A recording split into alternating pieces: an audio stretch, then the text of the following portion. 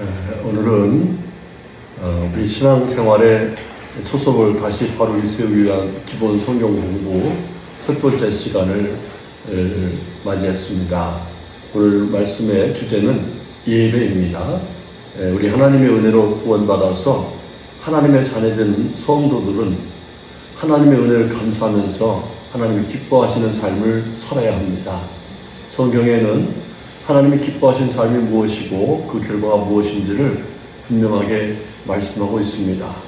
오늘은 그 첫 번째 예배에 대해 말씀을 공부할 텐데, 공부하면서 우리 모두가 다 예배가 너무너무 귀하고 복된 일이구나 깨닫고 하나님이 기뻐하시는, 하나님이 원하시고 찾으시는 정말 거룩한 예배자가 다 될 수 있는 귀한 은혜가 있으시기를 주님의 이름으로 축복합니다. 성경을 보면 예배는 하나님의 명령이다 이렇게 말씀하고 있습니다. 구약시대 때는 이제 예배를 제사를 했죠. 제사, 그렇습니다. 제사를 성경에 보면은 명령하셨어요. 그리고 순종하시는 것을 하나님이 기뻐하시고 은혜를 주셨어요. 성경 레위기서 9장 7절 말씀 보면 이렇게 나옵니다. 모세가 또 아론에게 이르되 너는 제단에 나아가 내 속죄제와 내 번제를 드려서 너를 위하여 백성을 위하여 속죄하고 또 백성의 예물을 드려서 그들을 위하여 속죄하되 여호와의 명령대로 하라 그랬어요. 그러니까 하나님께서 이스라엘 백성들을 사랑하셔서 죄사함의 은총, 하나님의 사랑과 은혜를 정말 받을 수 있는 귀한 은혜를 주시려고 제단에 나가서 거기서 속죄제를 드리고 번제를 드리는데 이것은 하나님의 명령이다 이렇게 말씀하셨습니다. 여러분, 명령이라는 것은 선택하는 것이 아닙니다. 단지 순종해야 될 일밖에 없습니다. 그렇습니다. 우리 성도들은 하나님 명령을 따라 사는 게 성도예요. 그런데 그 명령 중에서 가장 귀한 명령이 바로 하나님 앞에 나가 제사 곧 예배 드리는 것이다 라고 이렇게 말씀하고 있는데, 그렇게 명령에 순종해서 하나님께 예배를 드리면 어떻게 하셨을까? 사무엘상 7장 9절에 보면 이렇게 나와요. 사무엘이 젖 먹는 어린 양 하나를 가져다가 온전한 번제를 여호와께 드리고 이스라엘을 위하여 여호와께 부르짖음에 여호와께서 응답하셨더라 그랬어요. 사무엘 선지자가 하나님께 하나님 말씀대로 예배를 드렸습니다. 그리고 하나님께 은혜를 구해서 기도했는데 하나님께서 그 예배를 받으시고 기뻐하셔서 이 사무엘의 부르짖는 기도에 응답해 주셨더라 이렇게 말씀하고 있습니다. 그렇습니다.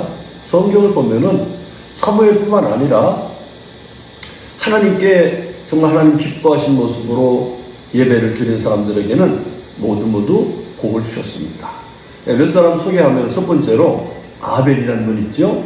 이 아벨의 그 예배는 창세기에 나와 있는데 이 아벨의 그 제사를 받으시고 예배를 받으시고 하나님이 어떻게 하셨는가 그런 사실을 히브리서 11장에서 말씀하고 있음을 볼 수 있습니다.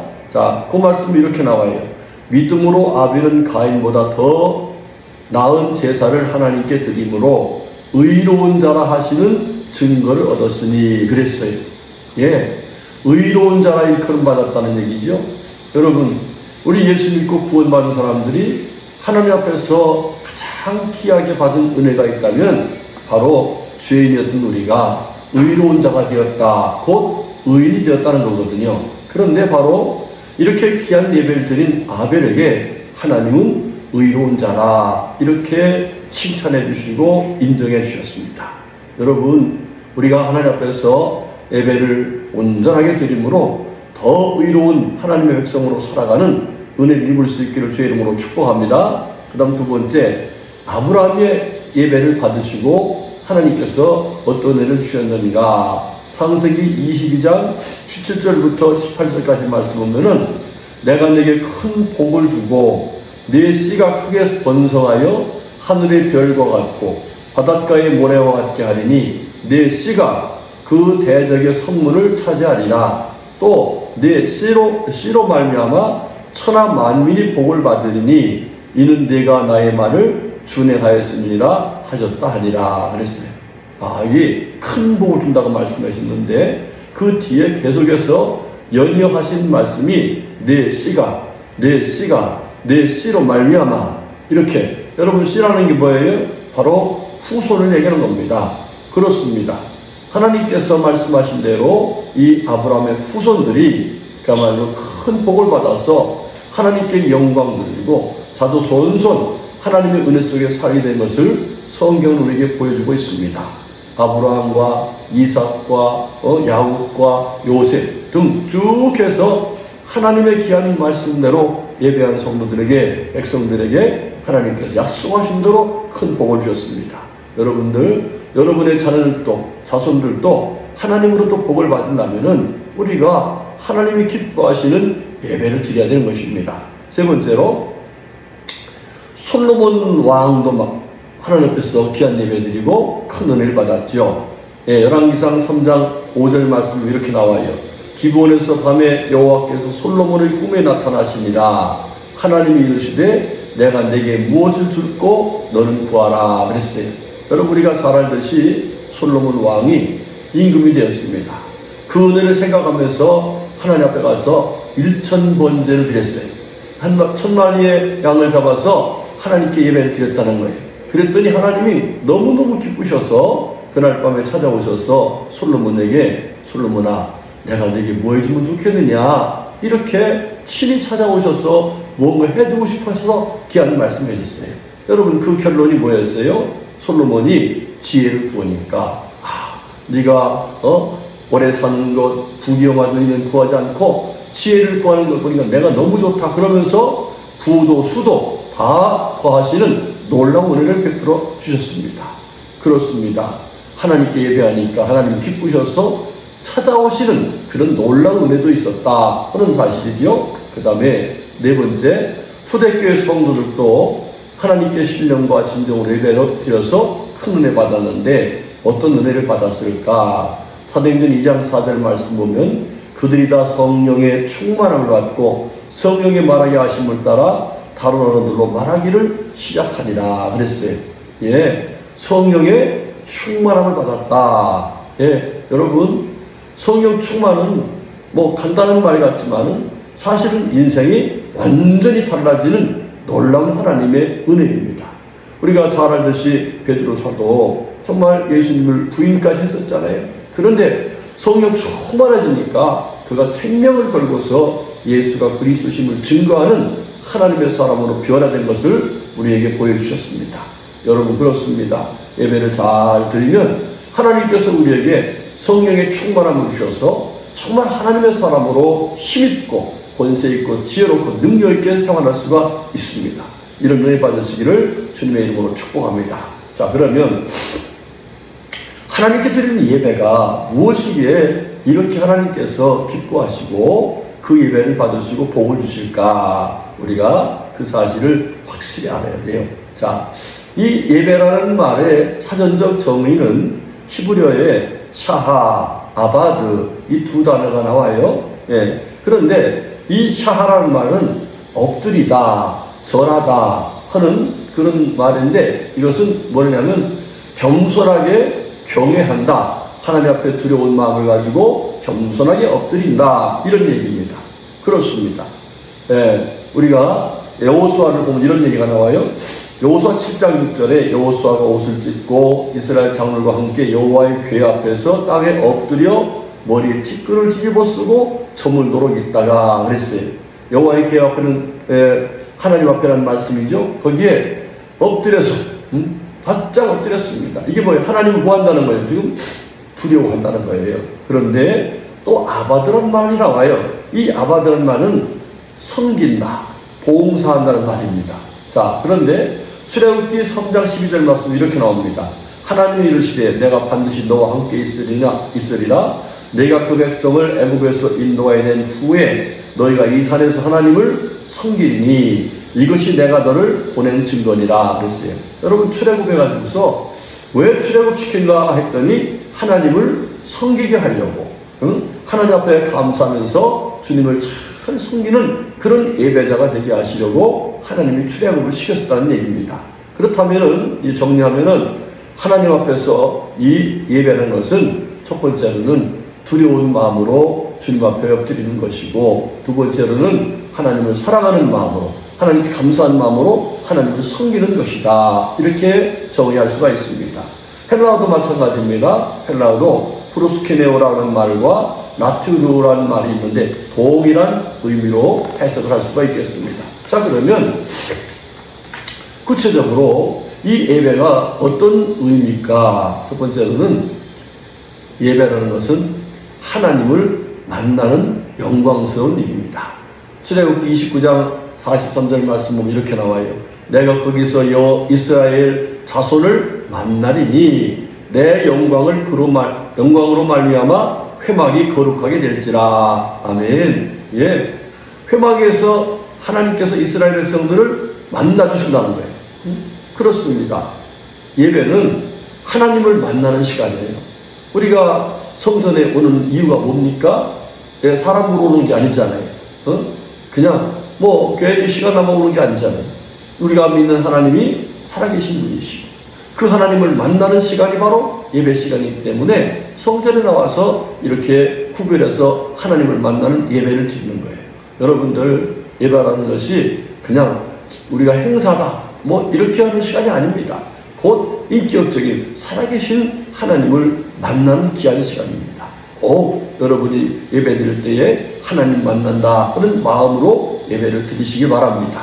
두 번째로, 예배라는 것은 하나님을 경외함과 그 무엇보다 하나님을 사랑하는 헌신의 표현이다 그랬어요. 아까 우리 원어에서 이 샤하라는 말과 아바드라는 말을 우리가 보았죠.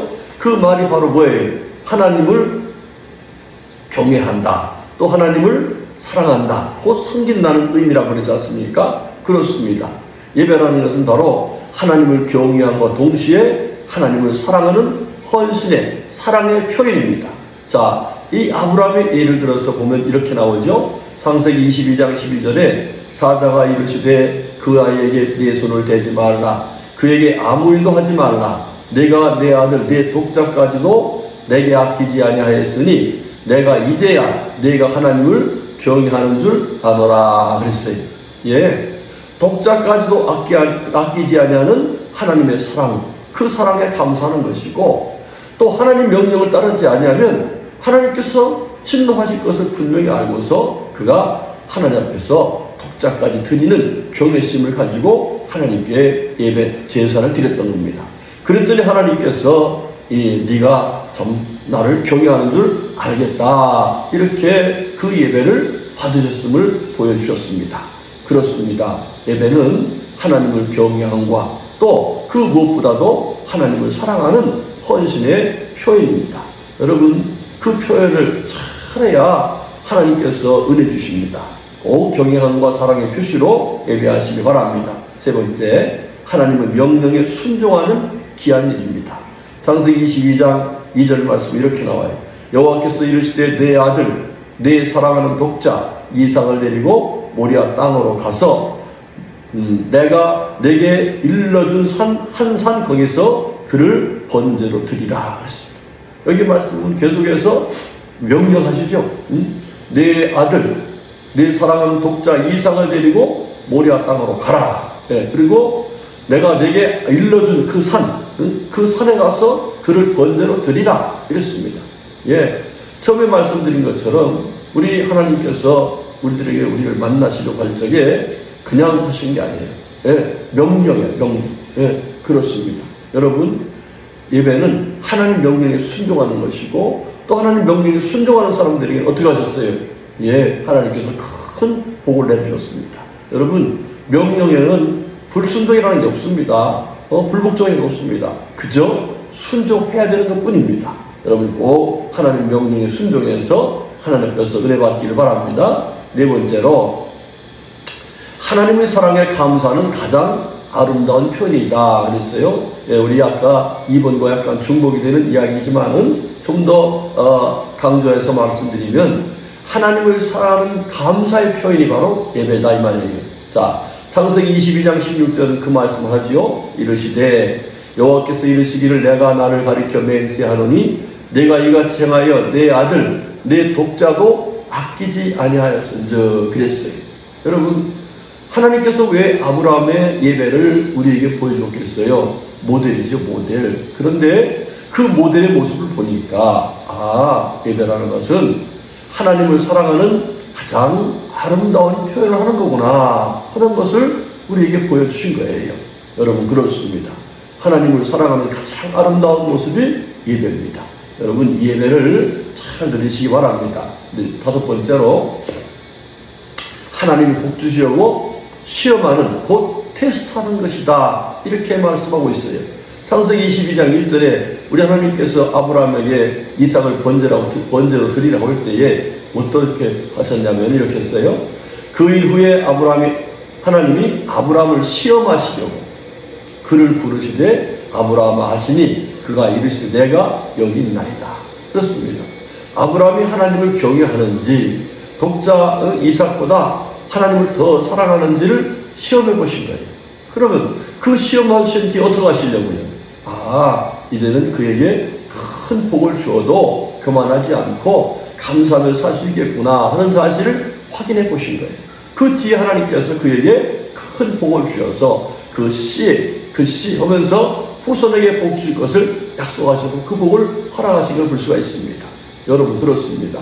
우리가 예배 시간에 나와서 하나님 앞에 어떤 믿음을 가져야 되면 오늘 하나님께 나를 복 주시려고 시험하시려고 부르셨지 하는 마음을 가지고 하나님 앞에서 정말 귀한 믿음으로 예배를 드리면 그 시험에 합격하면 반드시 하나님께서 앞에 우리가 많은 분들이 받은 복이 있죠. 그 복을 우리가 얻게 될 줄로 믿습니다. 이 귀한 은혜를 받으시기를 주님의 이름으로 축복합니다. 자, 그러면 이렇게 예배가 귀한 것인데, 그러면 우리가 과연 어떤 예배를 드려야 되느냐? 한마디로 하나님이 받으시고 기뻐하실 만한 예배를 드려야 된다는 사실이에요. 자, 그러면 어떻게 드리는 것이 하나님을 기쁘시게 하는 예배가 될 수 있을까? 첫 번째로는 하나님의 뜻대로 드려야 합니다.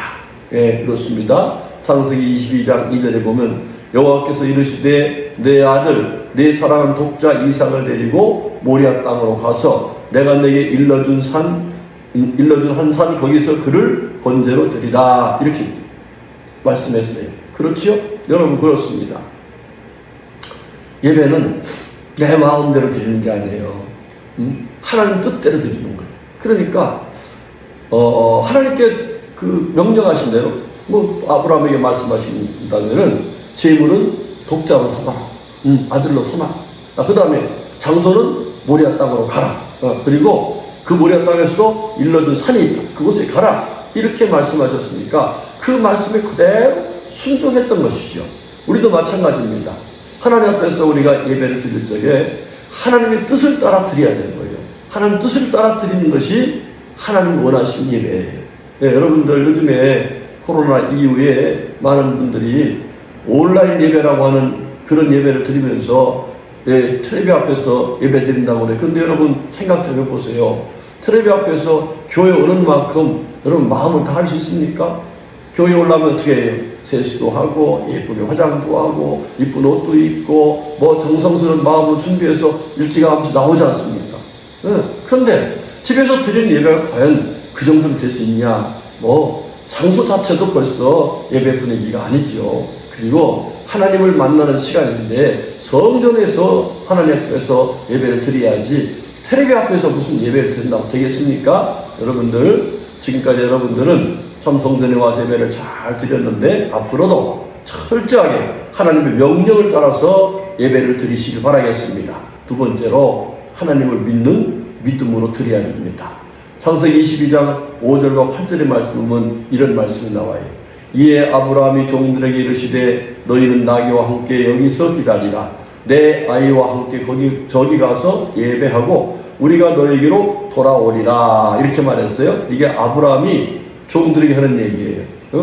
종들이 같이 오다가 하루 길을 가기 전에 너도 여기 있으라 했어요. 그런데 아브라함이 가면서 나가 갔다가 예배 드리고 같이 아들로 돌아올 거야. 이런 얘기를 해요.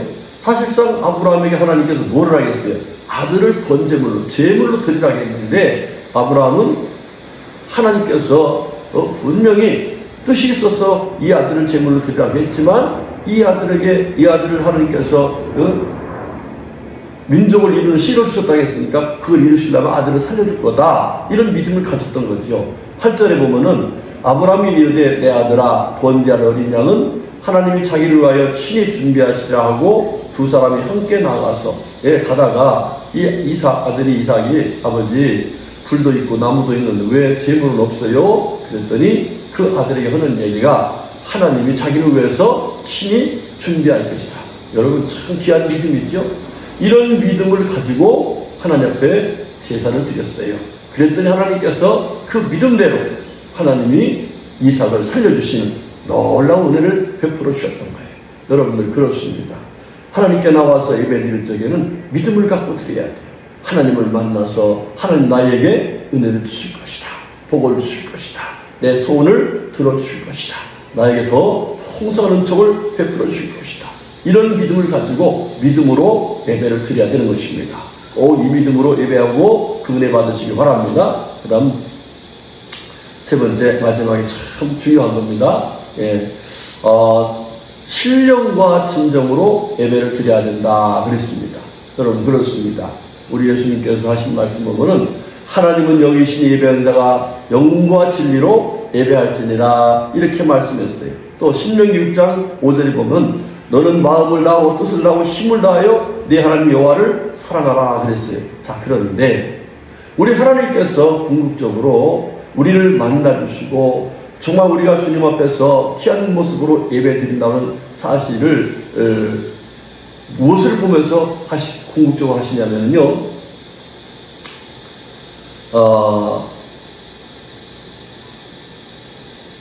창세기 22장 7절 말씀 이렇게 나와요.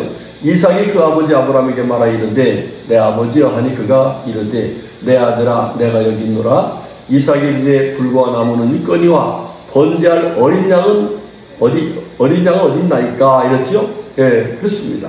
그런데 이 말씀은 굉장히 중요한 얘기를 말씀하신 거예요. 번제물이 될 것은 뭐예요? 어린 양이에요. 어린 양. 그렇습니다. 여러분 우리 하나님께서 이 땅에 보내주신 예수님이 누구세요? 이 세상죄를 지고 가는 어린 양이로다. 이렇게 사도 요한을 통해서 말씀했지 않습니까? 여러분 그렇습니다. 예수님이 어린 양이시고 예수님이 우리를 대신한 번제물이 되어주신 거예요. 그렇습니다. 예수님께서 십자가에 달려 죽으시고 죽으신 그것은 바로 우리의 죄값을 치러주시기 하신 것이기 때문에 우리가 예수님을 믿지 않고는 하나님께 예배할 수가 없습니다. 반드시 예수님을 믿는 믿음을 가지고 하나님 앞에 감사하면서 예배 드릴 때에 그거를 가리켜서 신령과 진정으로 드리는 예배이다 라고 정의할 수가 있습니다. 자, 여러분들 말씀을 정리할게요. 우리 하나님께서 우리들을 구원하시려고 이 땅에 누구 보내주셨어요? 예수님 보내주셨죠? 그렇습니다. 예수님께서 우리를 찾아오셔서 베풀어 주신 가장 귀한 은혜는 다른 게 아니에요. 하나님을 만날 수 있는 하나님의 자녀가 되게 해주신 거예요. 여러분 우리 모두도 예수님 때문에 주님의 귀하신 사랑으로 우리가 죄사함 받고 감히 하나님의 전에 나갈 수 있는 거룩한 제사장이 됐습니다. 하나님의 자녀가 됐습니다. 그 은혜를 생각하면서 우리가 가장 하나님이 원하시고 기뻐하시고 찾으시는 그런 사람이 되어야 되는데 그것은 바로 예배를 통해서 하나님 앞에 나가서 그 사람으로 우리가 주님을 기쁘게 해드리고 그 은혜를 받을 수 있는 거예요.